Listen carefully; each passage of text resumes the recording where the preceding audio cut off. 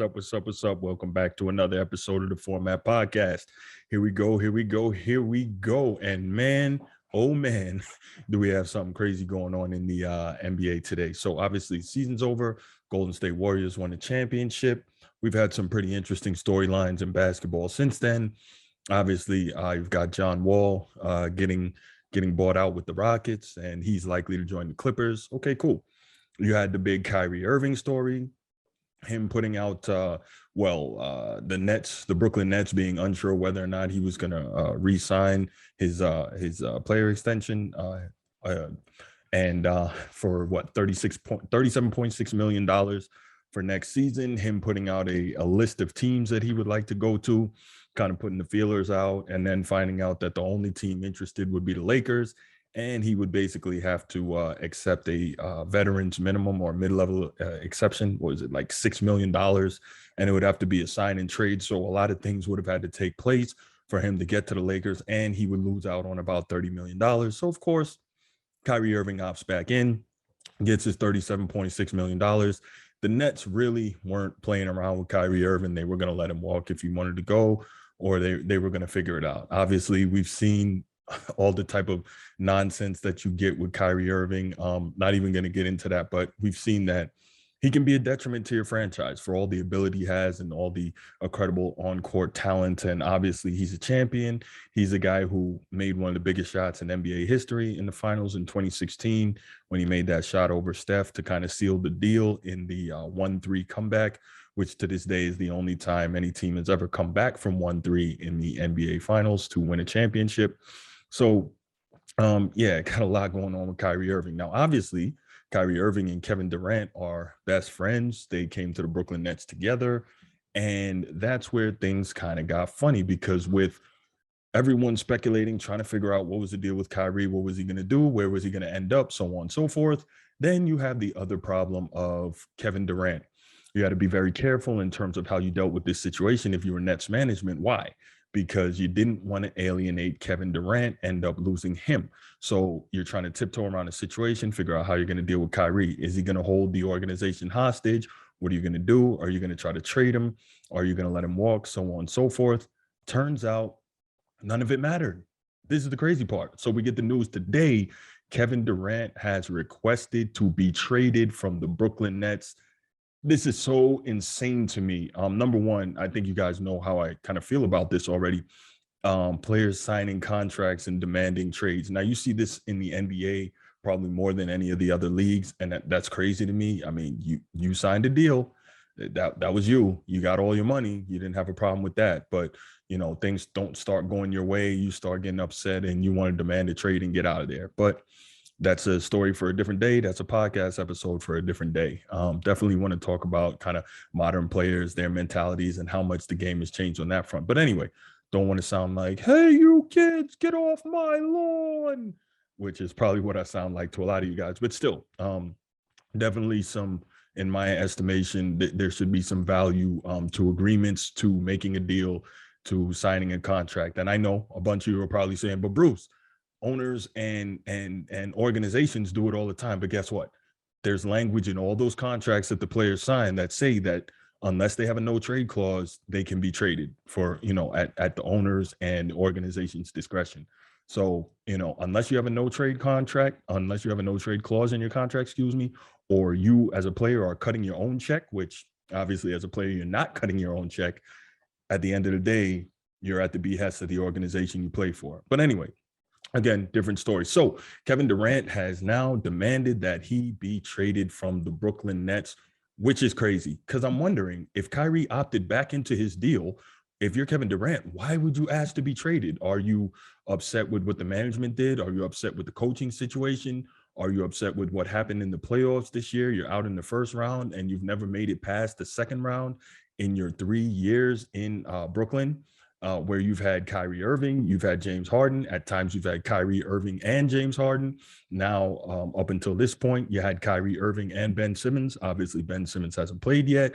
That's another piece of the puzzle. We have no idea what's going on, because that's a guy who's had physical injuries. He's had mental health issues. We don't know what's going on with him, when he's going to play, if he does play, how he's going to play, what a semblance of the old Ben Simmons is he going to be? Is he going to be improved? Is he going to be worse? We have no idea. So at the end of the day, it looks like the Brooklyn Nets are right back where the Brooklyn Nets were for many, many years, and that's substandard. So this is going to be so interesting in terms of where Kevin Durant's going to end up, what type of pieces they're going to get for him. As it was reported, two of his interested trade destinations would be the Phoenix Suns and, of course, the Miami Heat. Now, I'm looking at that Miami Heat. If you're the Heat, who are you willing to give up to acquire Kevin Durant? That's an interesting move, right? We already know that the Heat were not at all interested in Kyrie Irving, which when I first heard this news about Kevin Durant wanting to be traded, I thought about it. I said, whoa, Kyrie Irving is his best friend, opts in with the Nets, and then Kevin Durant 2 days later decides that he wants to be traded. That's interesting. Then I'm starting to think, okay, maybe these guys are scheming together to try and end up somewhere else. But if it's Miami, well, then that's not really the case, because Miami was one of the teams on Kyrie's list of possible destinations. And we know that Miami's not interested in him because Miami is an organization that's not going to play around with Kyrie. They're not going to tolerate the games. Eric Spoelstra, Pat Riley, and that Heat culture are not going to let any player just come in there and think that he's going to do whatever he wants to do. Remember, LeBron was in Miami, had a large amount of success there, 2 championships, 4 finals run, but he wanted to be what he has been in other places, and that's running the team and making the moves and all that. Pat Riley was like, nope, we don't do that here. And that's one of the things that allegedly rubbed LeBron the wrong way and led to his return to Cleveland, among others. But I'm not really going to get into that right now, but just going into that a little bit to kind of point to the Heat culture and the firmness and the kind of chain of command mentality that they have there. Kyrie Irving's a guy that makes it clear that he doesn't want to be coached. He's a guy that made it clear through his own commentary that he thinks that he is part of the decision-making process in the organization, which, as you know, with me, something I'm adamantly against. I believe that players should play. Only in very extremely rare cases should they have a say. Maybe you consult your star players, but really, that's why you have GMs. That's why you have scouting departments to kind of see how players will fit together and see what will work. Because if you start giving players the ability and the control to make decisions, it's problematic, right? Because players will be happy when you give them what they want. But when it doesn't work out, guess who's on the hook? Not the player, you, the GM, you, the scout. You're going to get the blame. We see that in terms of Russell Westbrook with the Los Angeles Lakers, right? We see that right now. I mean, think about it. LeBron James and Anthony Davis were the ones who wanted Russell Westbrook there. Russell Westbrook, when it didn't work out, first of all, that's a quick note. A couple episodes back, I talked about Draymond's comments on whether or not LeBron James was the smartest player in NBA history. Obviously not, right? He was the one who wanted Russell Westbrook to go join him in LA. I don't know how he thought that was going to work. He's a ball dominant player. Russell Westbrook is one of the most ball dominant players who's ever played, and he's not an outside shooter. I don't know how he thought that would work. But anyway, that's a perfect situation to what I was talking about. LeBron doesn't get the blame for that. He should, but he doesn't. Rob Pelinka and the rest of the Lakers brain trust, they're the ones that get the blame for it. Frank Vogel lost his job for it. So I'm definitely not an advocate at all about letting players make personnel decisions. So anyway, with that said, this was just a real quick episode. When I saw that flash across my phone, I was like, wow, this is nuts. I mean, I think another interesting way to look at this is, obviously, you have big news today, and I'll do another show about this coming up pretty soon here. You have big news today on the college football front.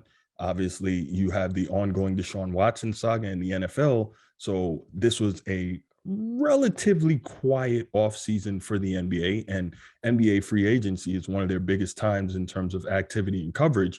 And so with this Kevin Durant move, they did a great job of snatching some of that attention back from college football and the NFL. All right. So that's all I got on that topic today.